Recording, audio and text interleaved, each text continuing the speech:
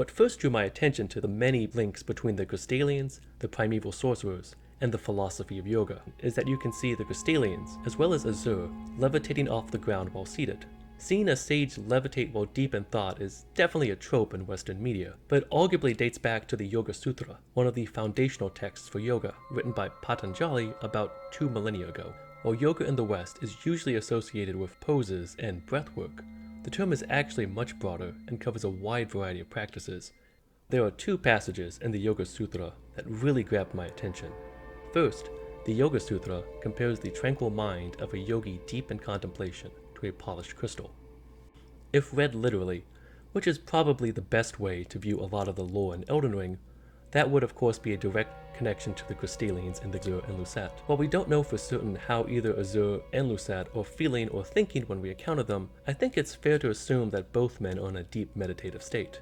In addition, after completing Sellen's questline, the Tarnished can pick up Azur and Lusat's Glintstone crowns. Their crowns reveal a disturbing truth.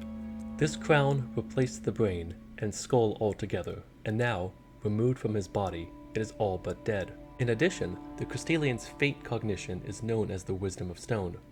This phrase also appears in the descriptions for Azur's staff and Lusat's staff. The Wisdom of Stone could refer to the ability to become crystal and yet still live. Second, the Yoga Sutra outlines the perfection of the body to include beauty, gracefulness, strength, and vajra hardness in taking the blows that come. Vajra is Sanskrit for both diamond and thunderbolt, and it's a common motif to represent enlightenment. And apparently, having high poise is practicing yoga. GG Patanjali. Again, if read literally, that would parallel the tough exteriors of the Crystalians as well as Azur and Lusat. In addition, the manchettes for both Azur and Lusat describe both of them as near inorganic. In other words, while they have become corroded by Glintstone, they are still alive. Before we dive deeper, let's have a brief background on yoga. Patanjali borrows many of his ideas from the philosophical school of Sankhya. Sankhya asserts that the universe has both a material world, or prakriti, which we perceive and know through our mind. Ancient Indians consider the intellect to be the sense of the mind.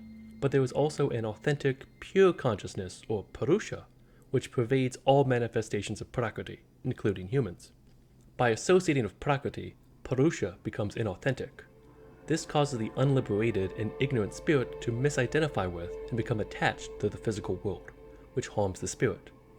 According to Patanjali, the cause of suffering, which can be escaped, is the connection between the observer and the phenomenal world. So to escape, one must disconnect.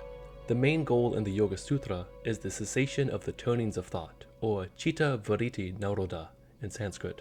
Patanjali compares thoughts and memories to seeds, which plant themselves in the mind and engender even more seeds. Since every thought and action engenders another thought or action, which traps the spirit within the pain of this world, liberation requires stopping thought and all its distractions. According to Patanjali, seeds are considered a form of binding to the impure physical world. This is true both in our world and in the lands between. The notion of seeds as a binding defilement is most explicit with the loathsome dung eater and his seedbed curse. Curse grown on a corpse killed and defiled by the dung eater. A tender pox afflicted with omen horns. The dung eater cultivates the seedbed curse on corpses. By doing so, he prevents dead souls returning to the Erd tree, leaving them forever cursed, one of the most loathsome things found in the lands between. But by practicing yoga dispassionately, one can cleanse the mind of those seeds. Freedom occurs with the destruction of the seeds of sin. In fact, when one's thoughts have ceased completely, contemplation bears no seeds. And in the lands between, the cerulean and crimson seed talismans state that the Erd tree was once perfect and eternal, and thus it was believed Erd tree seeds could not exist. By practicing yoga, the yogi can allegedly unlock extraordinary powers like levitation. And there are a few other abilities that are particularly relevant to Elden Ring. For instance, a yogi can attain knowledge of the stars and moon, including their position and movement. Valuable information for astrologers. Yogis can develop a special fourth type of breathing that allows them to breathe while buried alive, and can foster the ability to survive without food or drink. These powers could explain how the Crystalians and the Primeval sorcerers can survive. However, it is vital that a yogi does not become attached to these new powers, since they would still bind the spirit to this world. the Yoga Sutra still cautions them that they should neither accept nor smile with pride at the admiration of even the celestial beings, as there is the possibility of his getting caught again in the undesirable. The term celestial beings, or sthani, generally refers to yogis who have succumbed to the temptations of their greater powers and are still trapped within prakriti.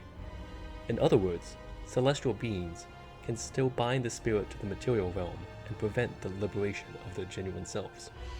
With all this in mind, we can look at the Graven school talisman in a new light. The primeval current is a forbidden tradition of Glintstone sorcery. To those who cleave to its teachings, the act of collecting sorcerers to fashion them into the seeds of stars is but another path of scientific inquiry. The implication, to me at least, is that by creating a star, these Graven sorcerers can control fate itself. After all, fate was once cradled in the stars. The Graven sorcerers are a type of celestial being who have become obsessed with their powers. Disregarding Patanjali, the Graven sorcerers are eagerly sowing the seeds of stars, an endeavor that is doomed to fail and trap them in this world.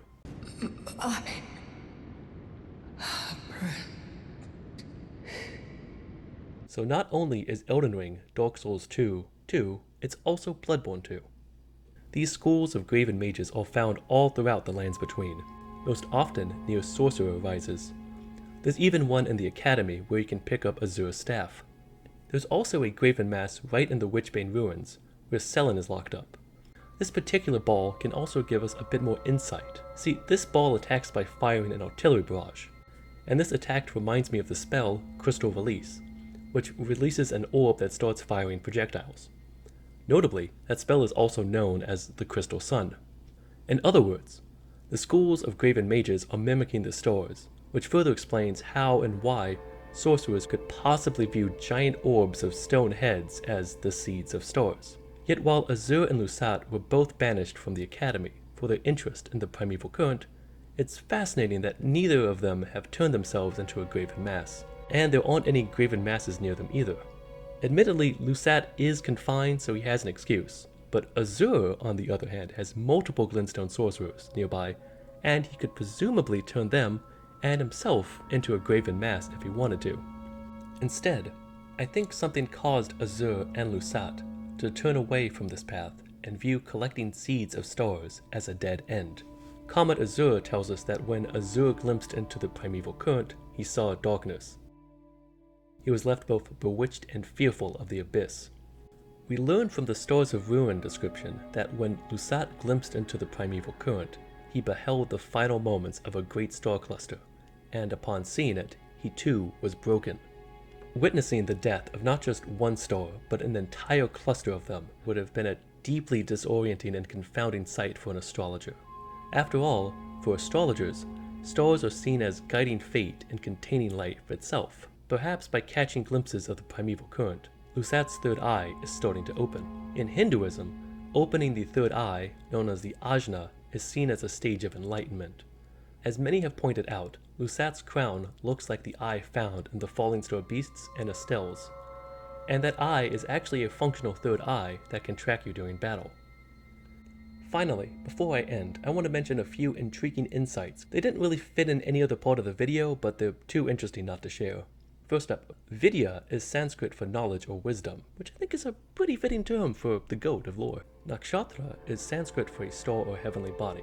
While its exact origins are unknown, it may have derived from Nakshatra, which translates as ruler of night. In addition, Rani is Sanskrit for queen. Since you can become Rani's consort with the Age of Stars ending, I think her name is quite fitting. The Brihat Samhita, one of the fundamental texts for ancient Indian astrology, or Jyotisha, mentions that anyone who observes a ceremony will, after his death, become a star. Such a person, man or woman, will become a star and move with the stars in the sky as long as the clusters of stars illumine the world. I couldn't find any other elaboration or mentions of this promise to become a star, but the parallels to the Graven sorcerers and the Nox are too striking not to share.